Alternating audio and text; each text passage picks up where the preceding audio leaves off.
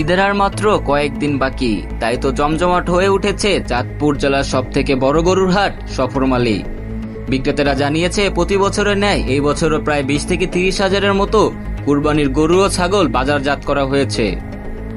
এর পাশাপাশি ক্রেতারা জানিয়েছে প্রতি বছরের মতো এই বছরও গরুর দাম স্বাভাবিক, তবে কেউ কেউ বলছে গরু ও ছাগলের দাম আগের বারের থেকে কিছুটা কম মনে হচ্ছে। চাঁদপুর জেলার সবথেকে বড় গরুর হাট সফরমালী। এখানে শুধু চাঁদপুর জেলা নয়, দেশের বিভিন্ন জেলা থেকে লোক গরু কিনতে আসে, কারণ এখানে অন্যান্য জেলার তুলনায় খুব কম দামেই গরু পাওয়া যায় এবং গরুগুলো গৃহপালিতভাবে লালন পালন করা হয়েছে।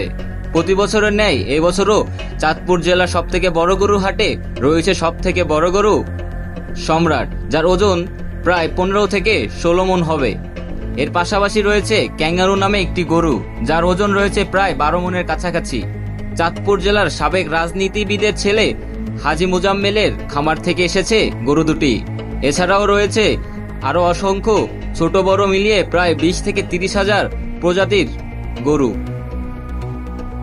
বিক্রেতারা বলছেন এসব গরু বিক্রি করে তারা এবছর লাভবান হতে পারে, সেরকম সম্ভাবনা নিয়েই চাঁদপুর হাটের সবথেকে বড় গরু হাটে এসেছে।